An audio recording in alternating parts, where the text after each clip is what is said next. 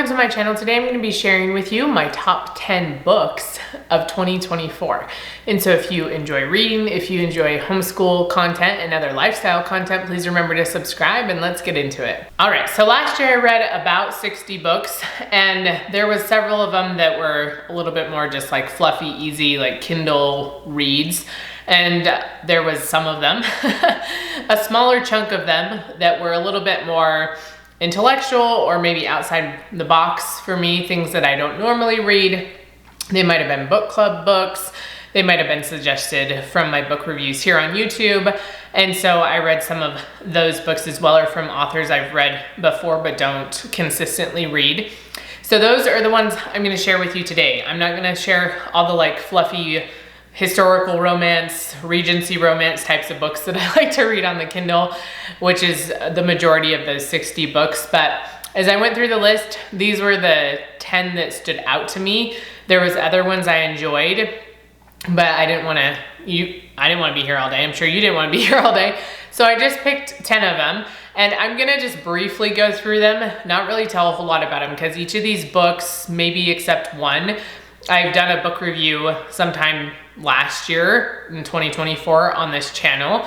And so you could go back and I'll try to remember to link them down below, and you can look through the reviews for maybe a little bit more in-depth viewpoint or a different viewpoint than what I might mention here. So let's talk about these books. All right, the first one I wanted to mention is To the Bright Edge of the World. And these are gonna go in order from like the beginning of the year to the end.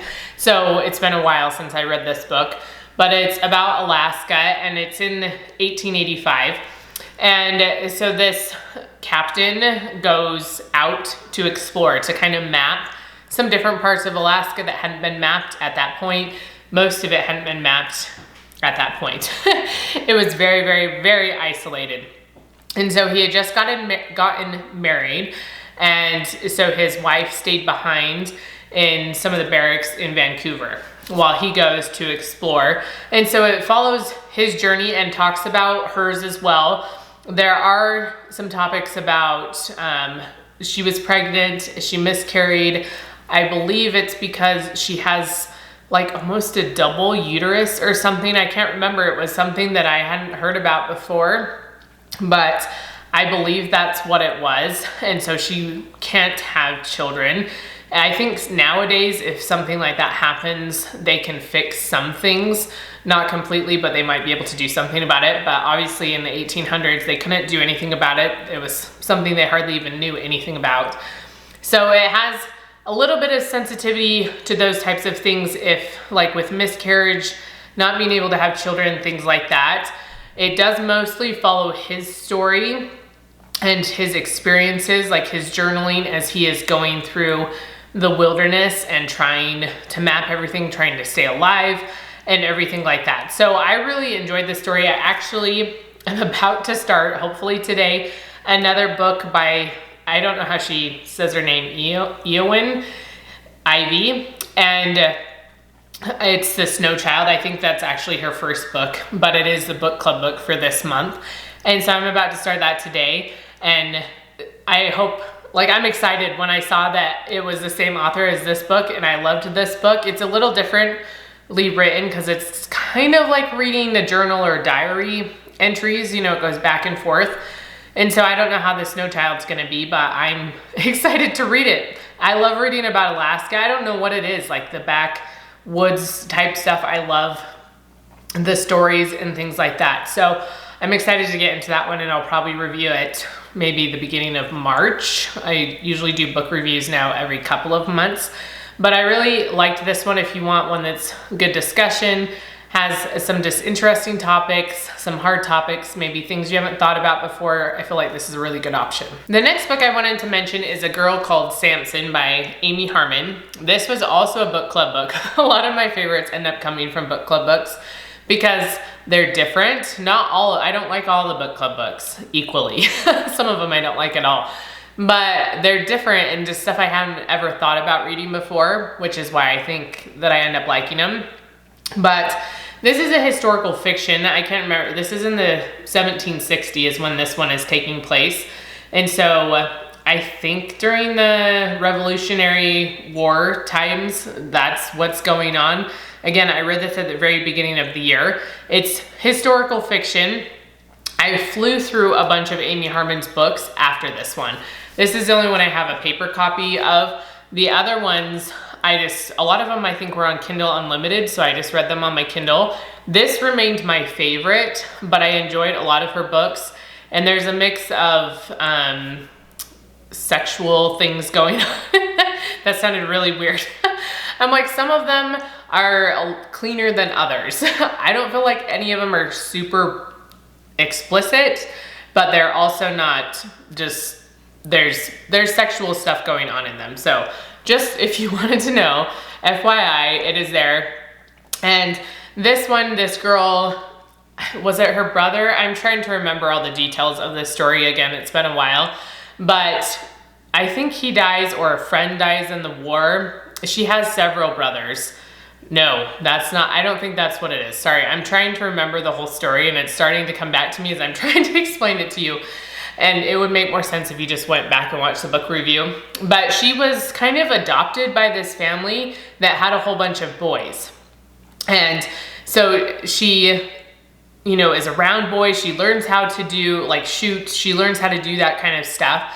And she really wants to join the war.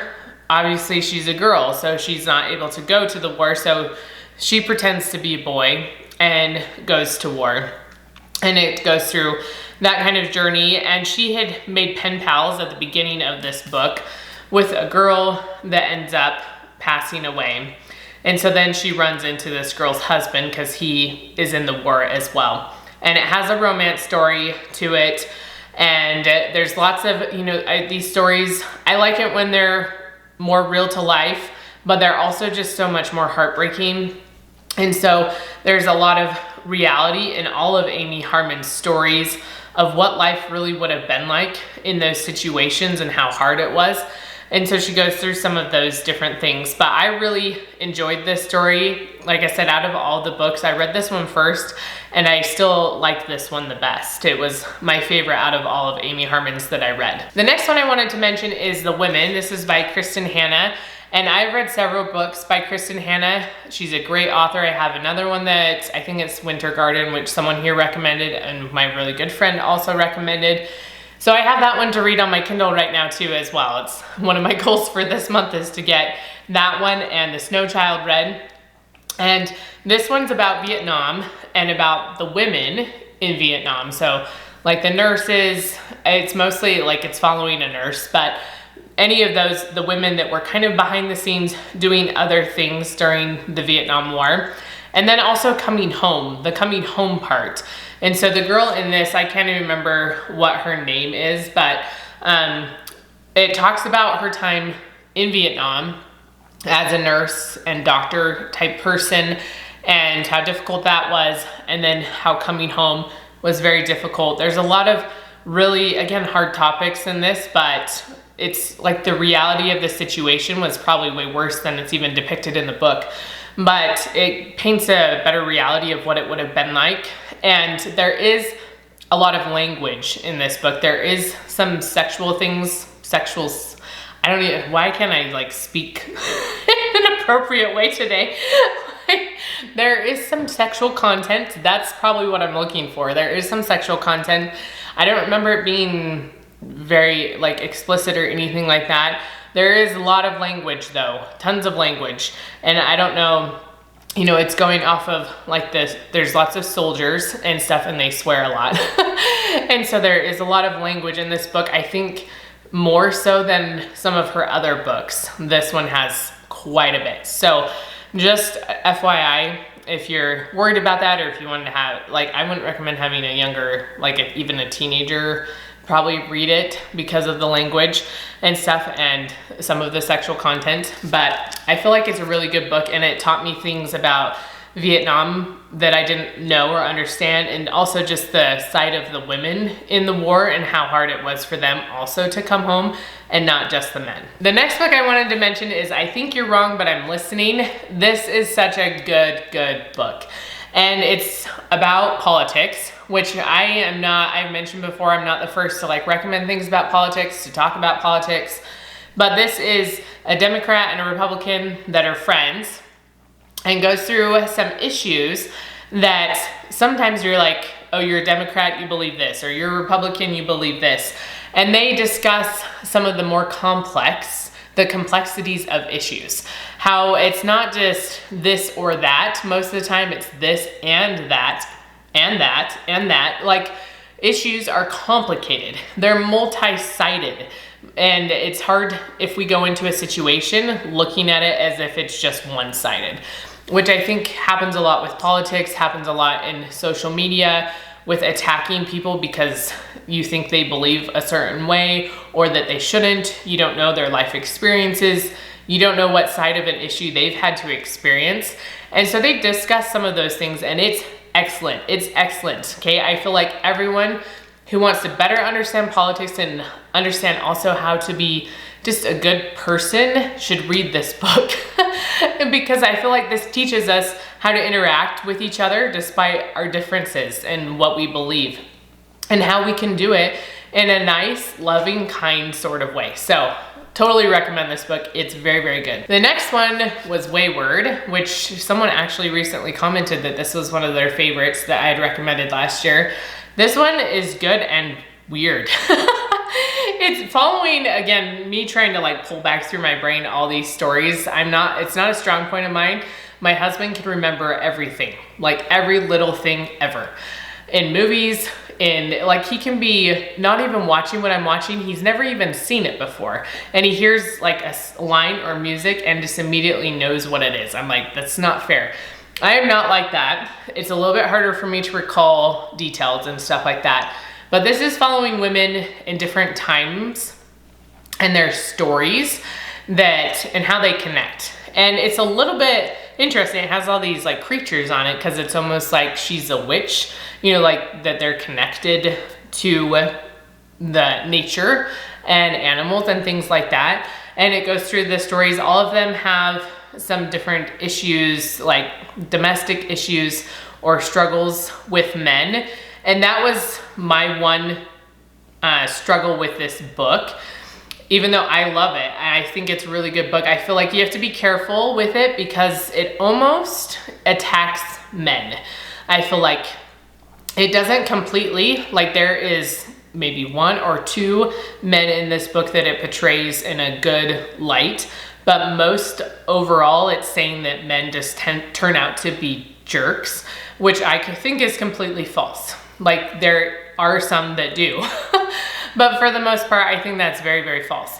And so I think as long as you don't let that be your takeaway from this book, I feel like it's a really good book, and it was very different than what I normally read and so fascinating. So I'm not going to tell you more than that because it's just like it's a very interesting story that follows all these different timelines, and I don't want to give anything away. And it was written well too, because sometimes that can get really confusing jumping from different timelines and different people, but I think this one did a really good job. The next book I wanted to mention is The Comfort Crisis. Again, I'm not going to go into this too much because my last book review, I just mentioned The Scarcity Brain by Michael Easter, and I talked a little bit about this again, and I reviewed it maybe in the summer sometime. But basically just how we are living in a society of ease, right? Of comfort, and how we can combat that, and how we need that, right? We need that uncomfortable, we need I can't think of the right word. We need trials, we need struggles, we need things that push us, that doesn't just provide that ease for us, that we can just kind of float through life. We need things like when you're weightlifting, right? You need that resistance, that pushing back, so that you can get stronger. And that's basically what he goes through in here, gives several different points. He does underlie the whole book with a story about his experiences in Alaska. Again, Alaska. This one I didn't pick because of the Alaska story, and living, or they go in with some friends into the very, very backwoods area of Alaska to hunt, and then you bring the animals out, but you can sit there for days literally doing nothing, just waiting for the right moment to, I can't remember what they were hunting, but to catch the animal that you're looking for. And so that kind of, he uses that story throughout. And one of the friends he goes with swears a lot. He uses the F word a lot. And he quotes him, he's directly quoting his friend and stuff like that. And so there is a good amount of swearing also in this book because of that. Michael Easter does use some profanity as well. Like, he's not the cleanest when it comes to language. So just, again, I like to point those things out if you're sensitive to them, if you don't want to read them. I don't like reading them, but I feel like sometimes it's getting harder and harder to avoid all the things, right? So I guess you gotta just decide where your boundaries are, your trade-offs and things like that, and what you're going to read. But I feel like this was a really good book. It gave a lot of really good insights around, I think there's stuff in here about food. I'm trying to even remember all the things that he talks about. It kind of overlaps a little bit with the scarcity brain.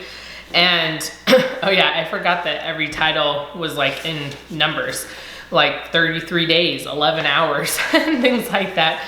And so he talks about, think about your death every day, feel hunger, carry the load, rediscover boredom, which is something, again, from his trip, just sitting there waiting for an animal for days. And so rediscovering that, ideally outside, and just the importance of not having life so scheduled and busy. So I really like this book. It's a good discussion book. It was a book club book, again, so it's a good book to read if you want some different ideas to discuss. The next book I wanted to mention is The Measure, and this book was just fascinating.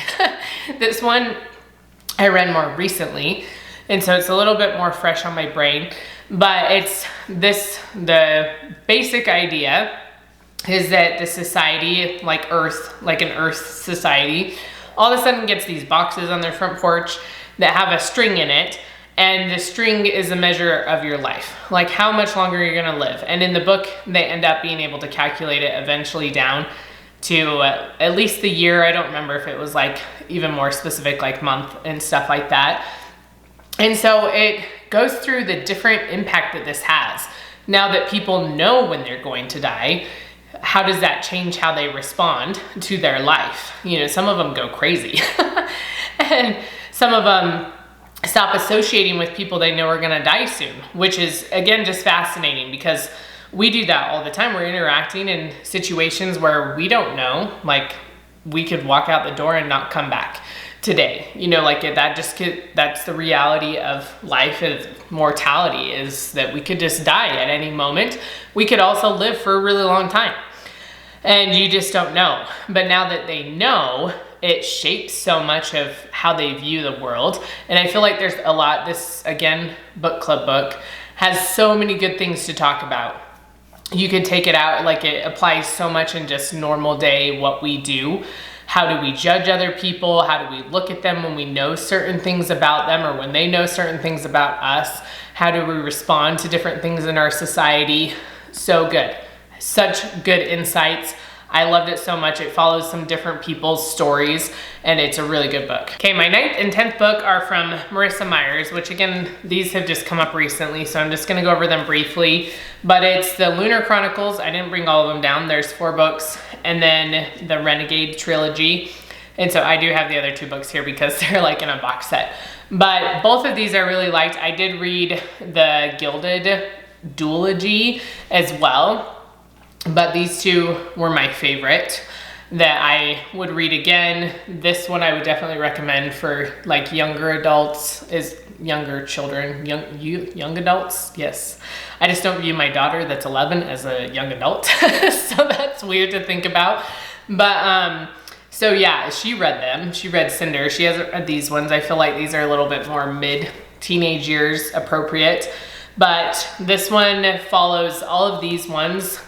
Take a fairy tale and take a little bit of a spin on it, but the story follows throughout the whole thing. So Cinder is a key character the whole story, and then it just kind of builds on with new characters throughout each of the books. And then these ones are about superheroes, and some of them are good, superheroes, you have supervillains and things like that.